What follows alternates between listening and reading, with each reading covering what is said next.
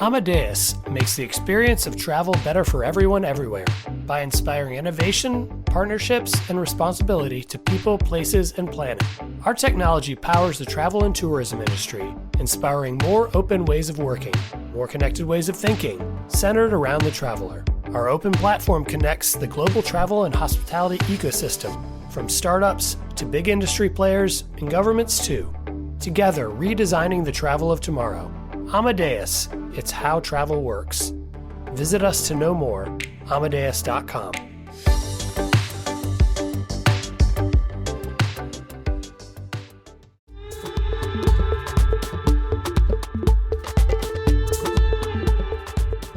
Hello and welcome to the Skift India Travel Podcast, where we dive into the latest trends and developments shaping the travel and hospitality industry in India. I'm your host, Peden, and today you'll hear me and my colleague Bulbul Dhawan, Skift's India reporter, discuss some of the big news.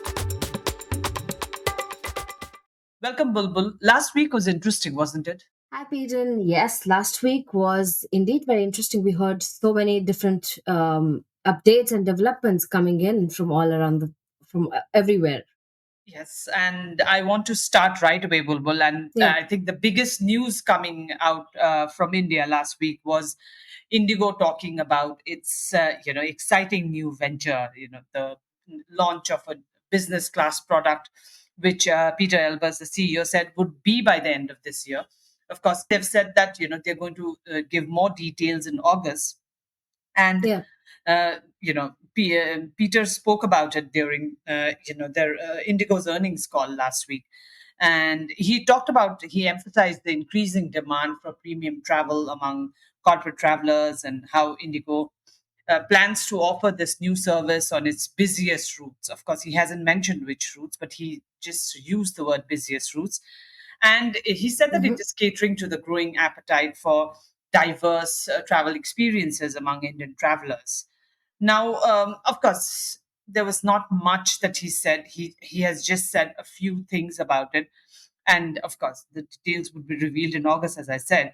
And going by the number of questions he got from analysts during the earnings call when he discussed this, August is going to be a busy month for the airline, I guess. And of course, it this move also aligns with IndiGo's, Hmm. the broader strategy that they have of expanding their international presence. And the airline is continuing to add new destinations, and it's signed new codeshare agreements. Of course, they have it. The one biggest is with Turkish, but with British Airways, extending it with Qantas, and then Malaysia Airlines now. Um, Yeah. if I so last week when I think it was it last week or the week before, when we were discussing this, you said you did mention that you wouldn't mind flying Indigo long haul. So Yeah. now, what is your take on this lean? That's what people are now calling it. This the lean luxury shift being made by India's largest airline. I think it's a very interesting announcement because they will be uh, promoting, they will be bringing in a business product that aligns with their philosophy. And if we look at Indigo's philosophy, one of the key aspects of what they offer, I mean, apart from on time performance and hassle free travel experience, is affordable fares. So I think it's like you said, yes, exactly, lean luxury experience, because he wants to said that he wants to cater to the demand for premium travel. And so I'm really interested in seeing how they will incorporate business class into their offerings of an affordable airline. And it's especially it would definitely if it's a if it's a if it's an offering that can provide luxury at affordable costs, I think yes, for long haul flights, it's definitely something the Indian audience would um, could take up to uh, very easily, and maybe even very excitedly, because Mhm. we're as a country, we are spending more, we are not shying away from wanting those luxury experiences. And if an airline like Indigo can absolutely bring in business class, I mean, sure, there might be it might not be this full service kind of experience that other airlines offer, but if it's still luxury at an affordable rate, I think that would be very interesting to see how they pull that off. I think some time ago, if we would have used the word affordable luxury, it would have been sounded more like an oxymoron. But we know how things Not are anymore. changing now. Yes, we know how things are now. Yes. That's why the lean luxury or affordable luxury is a statement that's very much valid. And I think yes, of course, like you mentioned, that Indigo has said that it's going to be in tune with the Indigo philosophy. So yes, Hmm. it would make again business class. When Indigo first launched, it made air travel accessible to a larger Hmm. population, and I think this is business class is another aspirational thing for Indians. So I Yeah. guess this is going to I mean, we can only wish that it would make it more affordable for Indians to travel business class.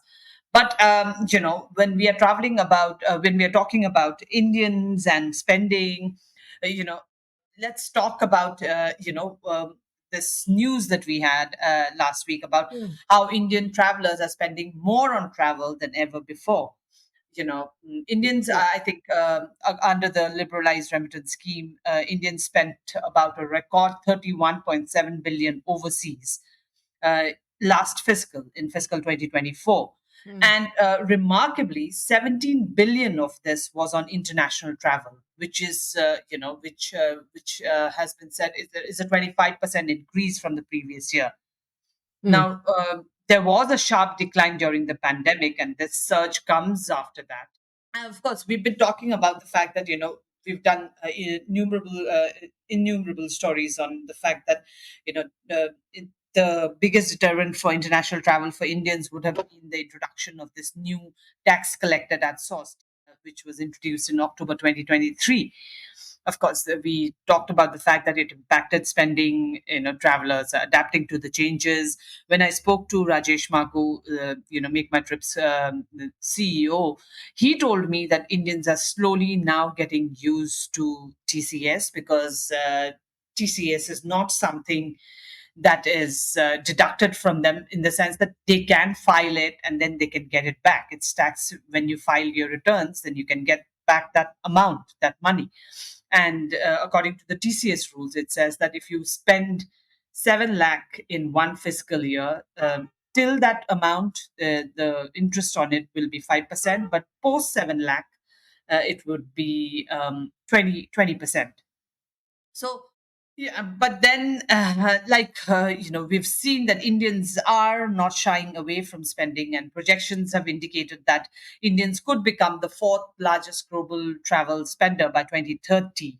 And the spending is potentially going to rise to 410 billion.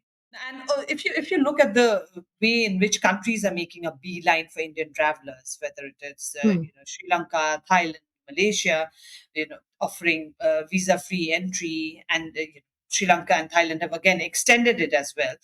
And then you also recently carried a news report in the India report saying that 60% of the visitors in Sri Lanka are from India. Hmm. So, I mean, of course, while you're working on the India report, you would be coming across these fantastic statistics from countries. What do you make of the new surge of Indian travelers who are not, again, shying from spending as well? Um, it's very interesting to see. I actually went through your report, your story, and it was very interesting to see that even though international travel uh, only accounts for like 1% of the total trips that Indians take, it contributes to about 25% of the total expenditure, and it's expected to grow to about, I think, 35% in the next decade. And what this tells me is that Indian travelers, it makes sense because we come from a culture uh, of just wanting to give gifts. So Indians, when they travel outside, they love to bring in whatever they can so that they can um, give it to their family and relatives. That which does not happen in which might or most probably does not happen when they travel within India. So that's one place where they're spending more when they go out. And then because they're taking international trips, they do also just want that entire experience. And so they don't really want to cut down on miss out on an experience just because they did not spend on it, with the thinking that we're here, we might as well spend and get this experience, and not miss out on it, and then everything else we can deal with later. And that is what is happening with the travelers now, especially with the younger generation of travelers. And like we did in the Skift mega trends also, it's that Indian middle class is their spending their purchasing power is increasing. And with the young generation now in control, they're they want those experiences. They don't want to miss out on something just because they did not spend on it. And so we're moving from a situation where Indians were typically just trying to save, to now where they want to spend so that they can have those experiences and memories. And I think everyone in the world is sort of recognizing that. And that is why, like you said, so Sri Lanka, Thailand, um, Maldives, neighboring countries, the Middle East, they're all looking at the Indian market as something that they want to reach out to. Because when we go out, we spend. We don't just we don't just necessarily stick to the holiday packages that we take and not spend on it, and not do anything else. We're spending. And so it's a market that can boost other economies also in terms of tourism. Because I mean, we have the purchasing power now, Yeah, exactly. to some I extent. completely agree with what you're saying, Bulbul. And I just came back from a holiday in Europe, and Hmm. I know that. And very interesting point that you made about carrying gifts for people, for Mhm. friends and family. I know that I don't think I went with some friends, and my friends did not shop so much for themselves. Hmm. But I had two friends coming in from Calcutta, and they were flying. We flew from Europe to Delhi, and then from Delhi they were taking a domestic connection to Calcutta. And they stayed in Delhi for a night and then went on to Calcutta. And you will be Hmm. surprised that when they went back, they had to buy extra luggage. So between the two of them, the extra luggage that they paid for was more than the price of the tickets for both of them. I Oh mean, I think they boy. bought about 30 kgs extra luggage with extra, with Indigo, you have to buy an extra bag as Hmm. well because they only allow you one check-in baggage. And believe me, inside those suitcases were just gifts for people, like small gifts for friends and family taking stuff. And yet, yesterday when they unpacked, they were telling me that, oh, I don't think we have enough gifts for enough people. So, so yeah, as Indians, I mean, like, I don't think any other community does that in that way, As Indians, Or at we, least not to this scale, because then we want to bring gifts for immediate family, and then extended family, and then friends, and be like, I hope you're think not missing family out on also. I think anyone. family, we might miss out on extended family, but our friends, I mean, like Hmm. going to Europe for a trip and not getting something, and even if it's like those fridge magnets and chocolates. I mean, you should have seen the chocolates that were stuffed inside the fridge because it was gifts, and you don't even get to eat them because it's just for friends and family. Yeah, so yeah, of course, Indians are spending, and all that spend is going to get calculated when we talk about Yeah. how much Indians are spending overseas. And I have first-hand information of where all that spending is going to.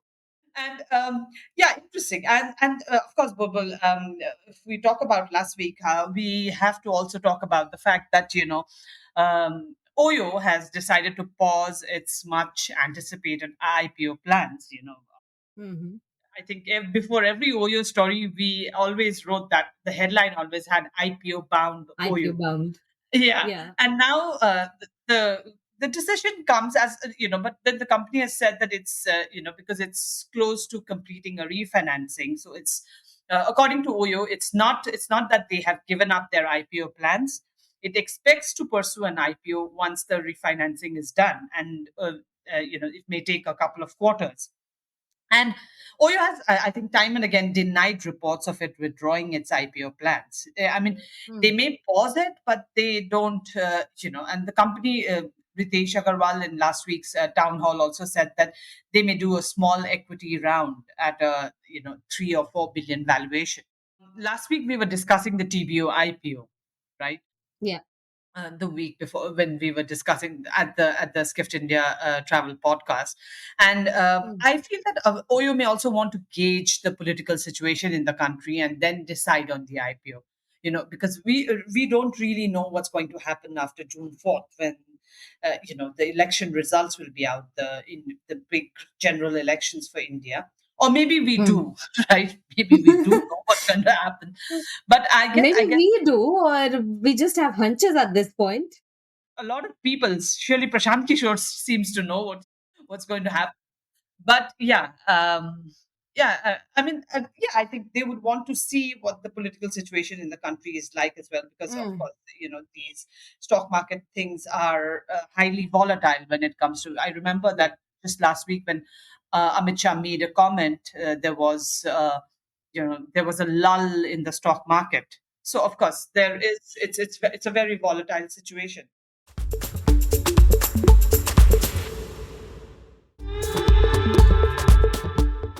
Yes, the thing is, Amadeus makes the experience of travel better for everyone everywhere by inspiring innovation, partnerships, and responsibility to people, places, and planet. Our technology powers the travel and tourism industry, inspiring more open ways of working, more connected ways of thinking, centered around the traveler. Our open platform connects the global travel and hospitality ecosystem, from startups to big industry players and governments too. Together, redesigning the travel of tomorrow. Amadeus, it's how travel works. Visit us to know more, amadeus.com.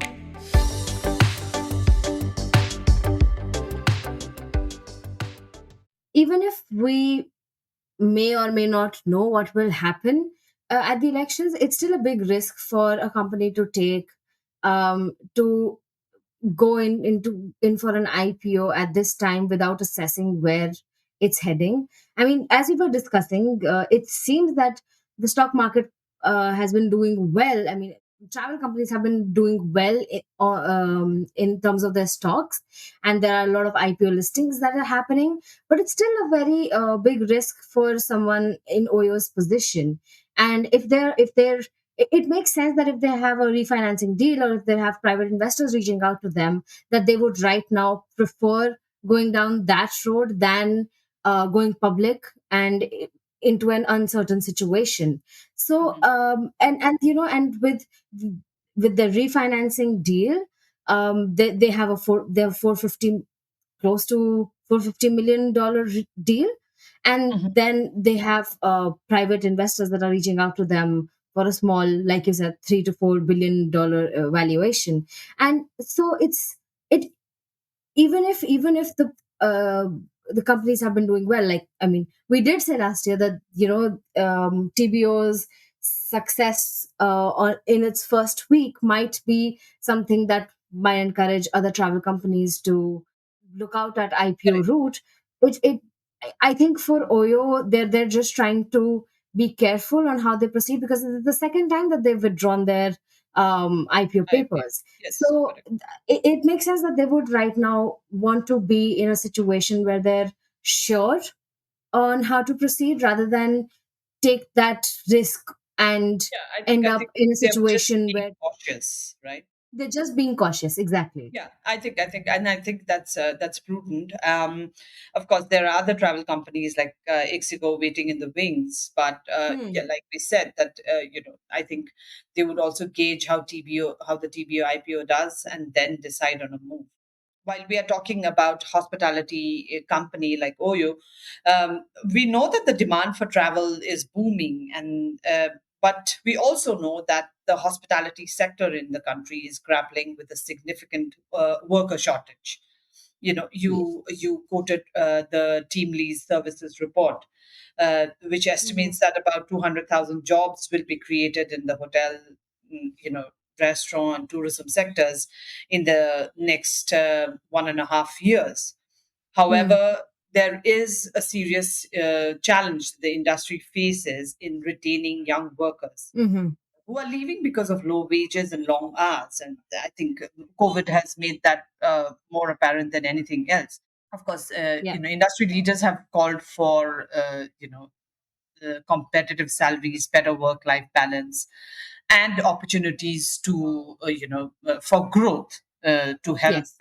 attract and retain this talent. And there's also a call for, better collaboration between educational institutes and industry players to, kind of bridge the gap between hospitality education and what the industry needs. You Mm. recently spoke to Sarovar Hotels Achepakaya, and I think he also said something similar about matching the demands of the new generation of workers, right? Yeah. So what is happening? What happened soon after COVID was that because the hospitality industry came to a stop, it came to a standstill. That sort of uncertainty hit the employees, and then so many people who chose to leave just did not return again. And if I mean, I was speaking to Dilip Puri, who is the founder of Indian School of Hospitality, and he said that what is happening with the young professionals in hospitality industry is that they're not, I mean, the hospitality industry is not just competing within itself to attract these professionals, but but they're being poached by other sectors like retail, real estate, e-commerce, and startups. And Better that paying is a sectors, I think, more than better more paying than sectors better paying sectors with decent working hours. decent working hours with better or with an opportunity for better work life balance, because um it's a situation where the young, like like Mr. Bakaya said when I was speaking to him, it's a situation where hospitality industry can no longer expect their workers to work for really long hours without complaining, and with the same kind of dedication that has been there historically. And I think because now the younger generation is more vocal about wanting working hours that allow for them to have a balance, and that their lives are not just about work, which hasn't always been the case with the hospitality industry. So with this pivot that came, the two things happened at once. We saw COVID, and then we saw younger generation of workers being very vocal about what they wanted. It happened all together. So it's a major change for the hospitality industry to adapt to, especially because they're used to a certain kind of they're used to a certain kind of way of functioning where they will bend over backwards to cater to guests, but now they don't have the people who are willing to do that. For you know, when they're if they're not given work life balance, if they're not given benefits, if they're not given competitive salaries, so if they do not have that workforce, they will not have that quality to deliver. And they need that quality to deliver, because Indian hospitality has a certain standard to uphold. Even in our mid-scale, upscale hotels, the kind of quality that we deliver is not necessarily um, seen elsewhere in the world. And so, if they want to continue that level of um, service, they do need to cater to this new generation's demands. And that is somewhere lacking. And then of course we have a gap between what the hospitality professionals are being taught in hospitality schools and what they're experiencing in the industry.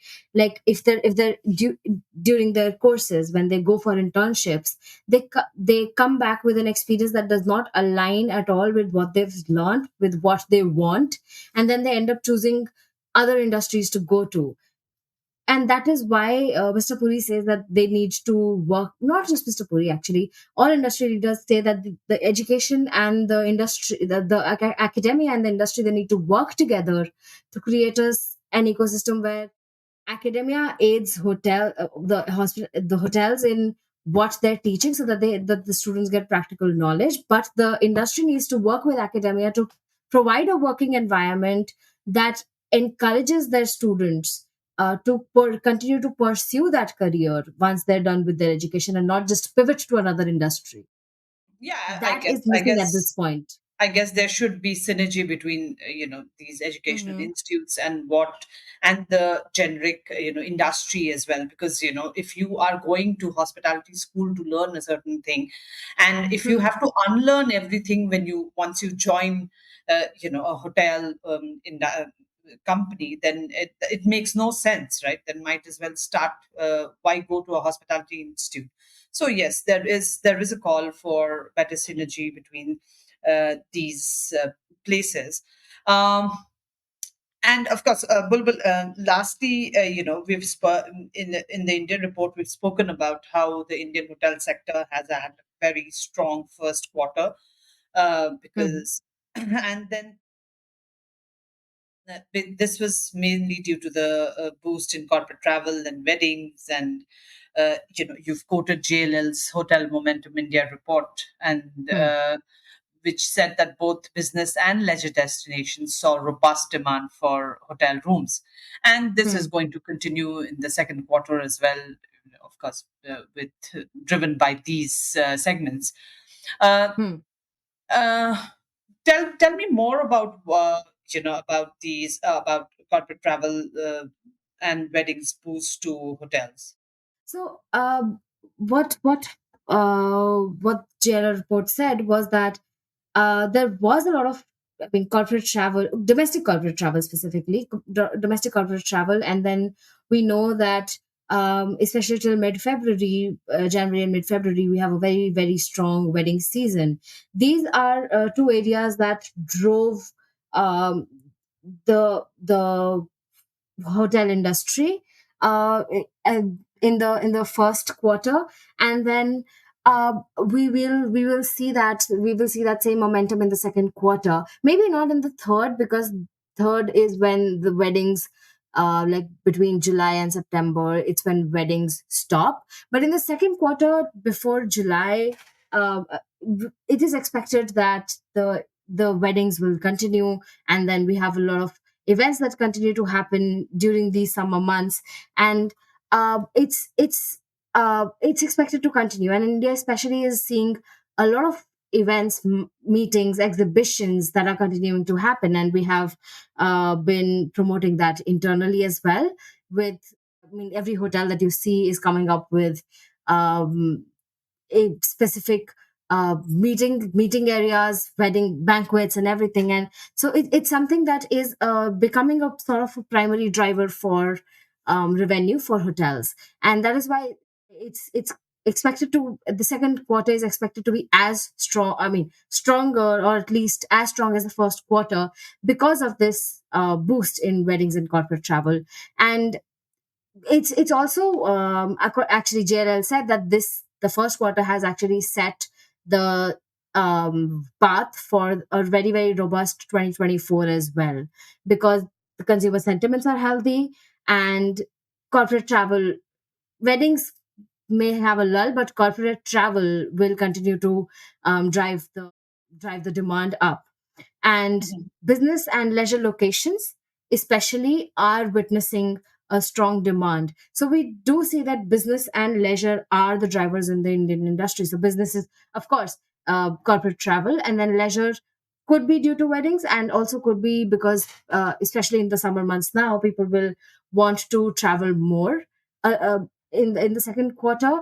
And so that is why, that is what is expected to drive up the demand. And then we also saw that in the first quarter, actually the industry is responding in kind, because in the first quarter there was 90 branded hotels, 90 branded hotels were signed, with close to 10,000 rooms. And this is not counting the hotel conversions. And actually, 36 hotels were opened, out of which 75% were in the tier 2 and tier 3 cities. So it's not, I mean, the leisure destinations, actually the destinations that are driving the boom are actually not tier 1 cities alone, because the smaller cities are actually the areas which are um, seeing the which are seeing the biggest boom in hospitality, and that is because be it for business or for leisure, people are looking at locations that are not that are smaller, but that can cater to their needs better. So unless there are big conferences, even companies that are holding their internal meetings, they tend to try and go to smaller cities, smaller locations, and hold the internal meetings there rather than looking at tier one cities for their works and for the work. And this has led to their revenue per available room, the industry's revenue per available room, to have an annual growth of 11% during the quarter. And I think, and there was also an occupancy rate of 70%. So the industry has performed really well in the first quarter, and it is only expected to go up during the second one. Exactly. And yes, but like we said, that for the industry to do that, it has to keep its workers happy, right? And Yeah. point that we made just before that is that, of course, if you are doing really well, guests are coming to your hotels, but you need to ensure that the people that are working for you are also equally happy, and that you are able to retain that talent. Yes, and that actually reminds me of something that Natwar Nagar, he's the founder for the People Network.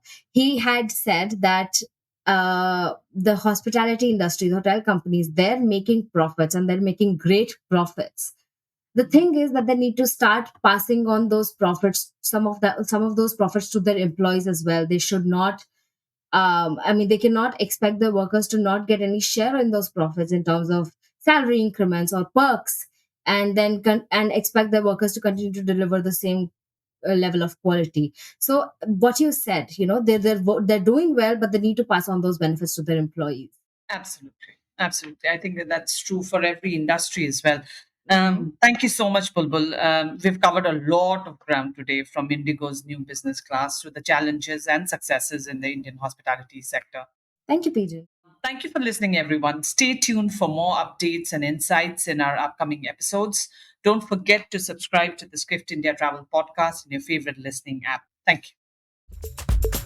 This has been the Skift India Travel Podcast. Thank you for listening.